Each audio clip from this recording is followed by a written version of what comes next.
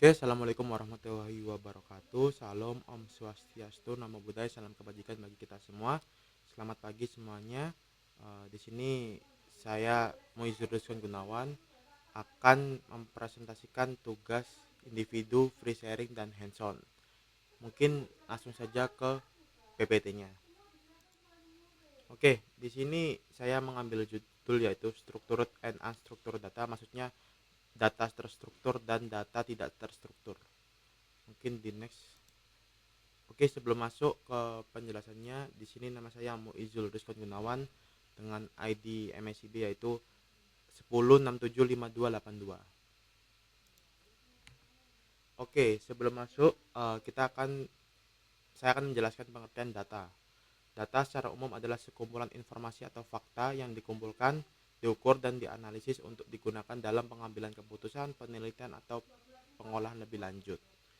Data dapat berupa apa saja yang dapat dicatat, diukur seperti angka, teks, gambar, sinyal, atau bahkan suara. Dan untuk saat ini, sekarang ini, data sangat dibutuhkan dan sangat penting untuk segala semacam sesuatu, terutama berhubungan dengan IT ya. Oke, di sini jenis data berdasarkan struktur dibagi dua, yaitu strukturnya terstruktur atau yaitu data terstruktur atau yang disebut struktur data, dan data tidak terstruktur atau disebut unstructured data. Uh, Oke, mungkin langsung penjelasan struktur data, yaitu adalah jenis data yang diatur dalam format yang tetap dan terorganisir, biasanya dalam tabel atau database. Contohnya yaitu data transaksi penjualan, lalu data keuangan dalam laporan akuntansi. Uh, saya akan mungkin menjelaskan ulang, maksudnya di database itu yaitu data yang sudah ada di contohnya MySQL, lalu tabel yang sudah rapi. Jadi intinya struktur data adalah data yang sudah rapi dan mudah dibaca lah, kurang lebih seperti itu. Lalu untuk unstructured data atau data yang tidak terstruktur, yaitu memiliki format atau struktur yang jelas. Tidak memiliki format atau struktur yang jelas, data ini tidak diorganisir dalam bentuk tabel dan seringkali lebih sulit dalam dianalisis langsung menggunakan metode standar. Contohnya yaitu gambar, video, dan audio. Lalu yang terakhir, teks bebas laporan, lalu artikel. Teks bebas, laporan, dan artikel. Mohon maaf. Intinya unstructured data adalah data yang rancu, tidak tidak terstruktur lah, kurang lebih seperti itu. Oke, jadi kesimpulannya itu perbedaan antara struktur data dan unstructured data adalah bagaimana data tersebut diorganisir, disimpan, dan diproses. Kurang lebih seperti itu. Oke, itu saja untuk penjelasan video tentang free sharing struktur data dan unstructured data. Kurang lebihnya mohon maaf. Sekian dari saya. Assalamualaikum warahmatullahi wabarakatuh. Oke, assalamualaikum warahmatullahi wabarakatuh. Saya Muizul Rizwan Gunawan akan melanjutkan video tadi. Di sini saya akan menjelaskan hands-on, yaitu regresi lanjutan ML2. Oke, langsung saja ke kodenya. Di sini ML2 regresi lanjutan. Oke, langsung saja. Di sini kita akan mengimport library yang dibutuhkan, yaitu ada NumPy, Pandas, dan lain-lain yang tertera di sini. Langsung saja di run. Oke, sudah selesai. Lalu di sini kita akan meload dataset yang sudah tersedia, yaitu ini. Langsung saya buka aja. Nah, ini di sini saya udah download, jadi nggak perlu download lagi. Langsung aja kita di sini data pdread csv nama filenya, dan kita akan di sini menampilkan data head, yaitu 5 data paling atas. Lalu di sini kita akan analisis korelasi, yaitu analisis korelasi terhadap dataset, yaitu data .corr ada kurung. Oke, di sini sudah terlihat. Lalu di sini kita akan visualisasi menggunakan heat map, menggunakan ini. Kita di sini memakai skala 10. Sudah terlihat di sini ya.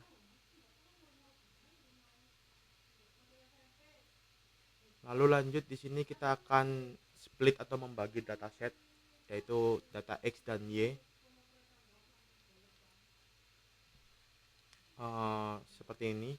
Dan kini di sini kita akan memakai rasio 80% dibanding 20% menggunakan angka 20% 0,2 dan 42 itu 80%. Seperti itu. Di sini kita akan print ukuran training dan testing data menggunakan X train dan Y train. Lalu masuk ke modeling. Di sini kita akan mencoba memodeling 5 regresi, yaitu regresi linear, lalu regresi lasso, regresi Ritz, Ritge atau Ritge, lalu regresi support vector atau support vector regression atau SVR, lalu yang terakhir tree regressor, decision tree regressor atau regresi decision tree. Seperti itu. Dan di sini kita akan mulai mau melatih data X dan Y menggunakan 5 regresi tadi. Di sini yaitu linear regresi atau regresi linear kita latih. Lalu di sini ada lasso, terus ada data Ritz, Ritge atau Ritz, lalu SVR, dan yang terakhir decision tree. Seperti itu. Lalu alpha sama dengan 0,1 dan random state 47 disebut sebagai hyperparameter.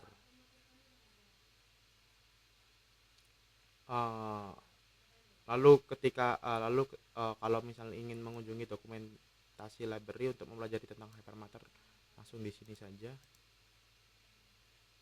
Mungkin saya nggak akan buka semuanya karena fokus ke penjelasan hands-on aja. Lalu yang selanjutnya kita akan mengevaluasi model menggunakan metrik MSE dan R2. Sama kita masih prediksi training data Y dan data X ya.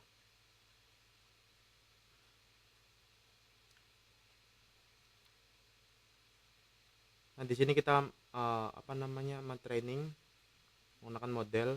Di sini ada reclin atau regresi linear, lalu lasso yaitu regresi lasso, lalu selanjutnya ada Ritz di sini, data Ritz berarti di bawahnya ada SVR, predict, dan yang terakhir decision tree predict, seperti itu. Lalu di sini kita akan mengevaluasi menggunakan mode MSE. Dan di sini ada 5 juga, yaitu linear, lasso, Ritz, SVR, dan decision tree.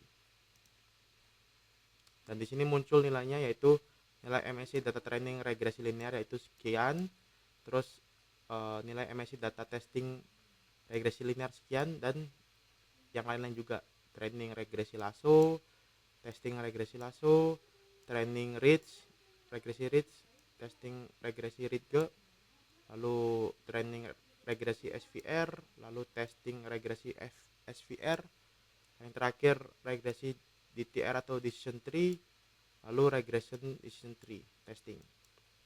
Seperti itu. Lalu di sini kita melihat hasil evaluasi MSE menunjukkan bahwa model regresi linear MSE-nya training datanya sekian, lalu yang testing data sekian. Seperti itu. Model DTR merupakan model terbaik karena MSE training dan testing tidak jauh berbeda. Seperti itu. Lalu di sini kita akan mencoba menggunakan R2, yaitu print R2 score regresi linear menggunakan rumus ini, dan lasso ini, terus Ritge ini, SVR ini, dan yang terakhir decision tree. Dan keluarlah hasil regresi linear 0, sekian, lalu yang di regresi lasso 0, segini, Ritge dan segini, SVR min 0,07 segini, dan yang terakhir decision tree atau DTR segini. Lalu di sini kita mencoba pilih model R-2 skor mendekati 1. Hasil evaluasi R-2 skor menunjukkan bahwa DTR merupakan model terbaik. Lalu kita akan memvisualisasi hasil prediksi dengan data sebenarnya. Visualisasikan perbandingan antara label testing data Y_test dengan prediksi testing data Y pred prediksi tes pada setiap model di sini.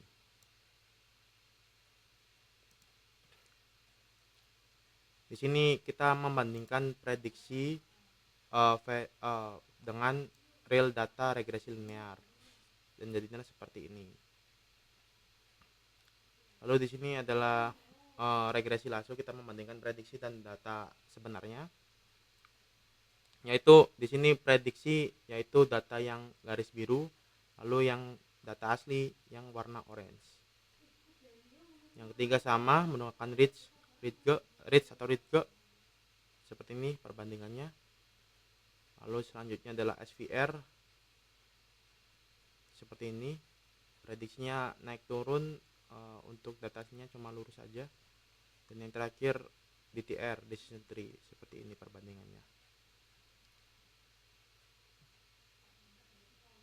Oke, di sini kita masuk ke kesimpulan dari kita melatih dan memprediksi di atas. Kita mendapat kesimpulan adalah model DTR merupakan model terbaik berdasarkan hasil evaluasi menggunakan matriks MSE dan R kuadrat. Lalu model DTR selanjutnya kita pilih sebagai prediksi data baru.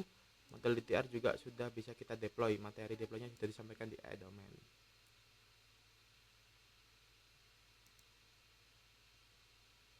Nah, kita menginput data baru, bebas datanya berapa aja. Di sini 15. Oh sorry, kita belum mencoba merunning dari atas semuanya. Soalnya saya baru buka lagi filenya. Di sini kita running, kita di sini juga running semuanya.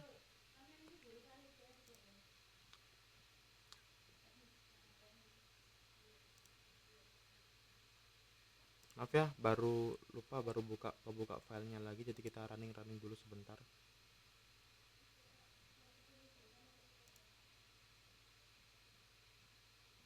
Kalau yang ini sepertinya tidak perlu di running karena sudah selesai.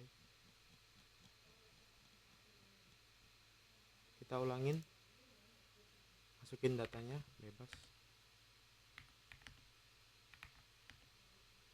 Nah, langsung keluar prediksi housing price yaitu 450.000 seperti ini.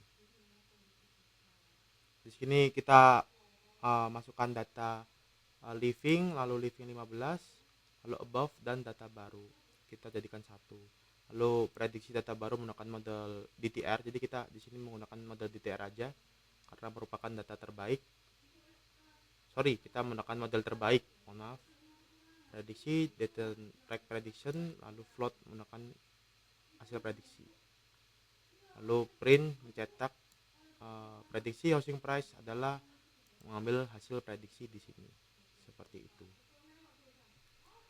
Dan terakhir kita masuk ke latihan. Di sini yaitu ada tugasnya download dataset di sini. Kita buka datasetnya. Housing underscore price.csv sudah saya download, jadi tidak perlu download lagi. Lanjut. Di sini buat model regresi linear dan model regresi lainnya menggunakan dataset tersebut. Lalu evaluasi setiap model, dan yang terakhir tentukan dan jelaskan model yang paling baik. Oke, di sini sama, kita memanggil datanya, data sama dengan data PD pandas read CSV housing price. Kenapa kita tidak memakai import library? Karena import library sudah di atas, jadi tidak perlu diimport lagi karena masih dalam satu file yang sama, seperti itu. Lalu di sini kita akan membedakan X dan Y-nya. Data X dan data Y. Di sini data X menggunakan total rooms, housing, median age, dan population. Lalu yang data Y menggunakan median house value. Lalu kita split datanya. Kita menggunakan sama 20% dan dibanding 80%. Seperti itu. Lalu kita menstandarisasi datanya menggunakan lasso, ridge, sama SVR. Lalu kita menginstal modelnya LinReg, yaitu regresi linear, lasso regresi lasso, ridge atau regresi ridge, SVR ya SVR, dan yang tree reg decision tree regression. Lalu kita melatih modelnya menggunakan 5 juga sama. Lalu kita membuat prediksinya menggunakan ini sama, kita juga 5 regresi linear, lasso, ridge, SVR, dan DTR. Lalu kita di sini mencoba print hasil testing MSE nya sama juga, kita 5 regresi linear, lasso, ridge, dan SVR, dan tree regression. Yang terakhir kita coba melihat skor R kuadratnya sama, kita juga menggunakan 5 dan outputnya seperti ini. Kita run lagi aja.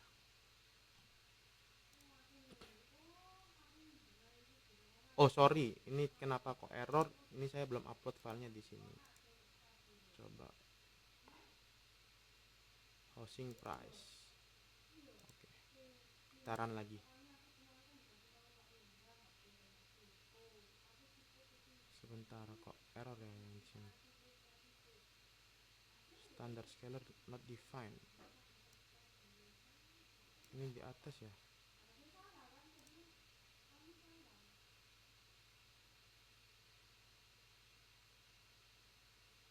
Import.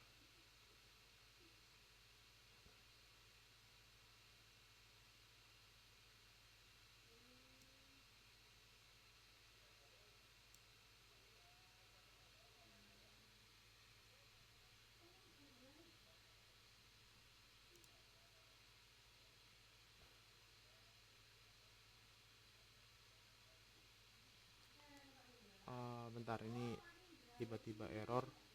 Sepertinya tidak didefine, belum dideklarasi untuk standar scalarnya. Jadi kita akan mendeklarasinya di sini aja. Bentar, saya lupa.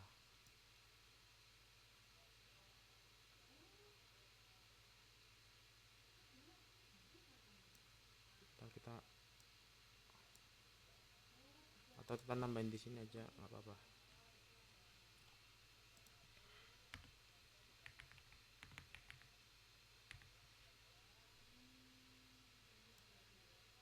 Sebentar.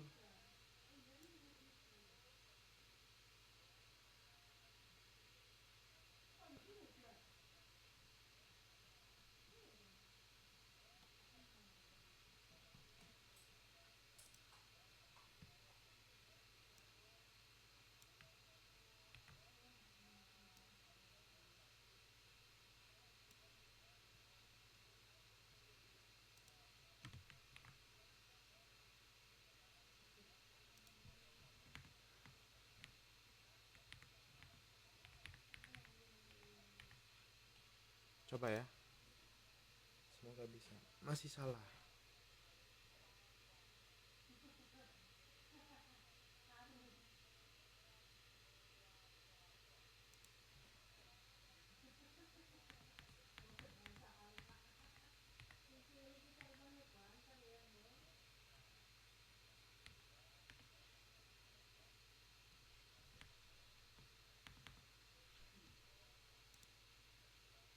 Sebentar, saya cari dulu untuk errornya di mana ya. Oke, mohon maaf, ternyata saya baru menemukan errornya. Tadi kan tulisannya belum terdeklarasi lah yang bagian scalarnya ini. Di sini saya menambahkan, mengambil library atas, menambahkan yaitu ini from scalar link preprocessing import standard scalar. Kita tambahkan library ini, import library ini, dan akhirnya sudah bisa. Oke, langsung ke outputnya. Di sini MSI data training regresi linear sekian, lalu testing regresi linear sekian, regresi lasso, training, testing regresi lasso, training regresi ridge, testing data rich, lalu SVR, decision tree, lalu di sini mencetak skor R kuadratnya, yaitu linear sekian, lasso sekian, rich sekian, SVR sekian, dan yang terakhir decision tree sekian. Jadi dilihat dari dua data tersebut, menurut saya model terbaik adalah regresi linear dan regresi lasso. Mungkin itu saja untuk presentasi atau menjelaskan video free sharing dan hands-on. Mohon maaf bila ada error-error tadi. Kurang lebihnya mohon maaf. Tadi sudah saya coba benarkan semuanya. Sekian dari saya. Assalamualaikum warahmatullahi wabarakatuh.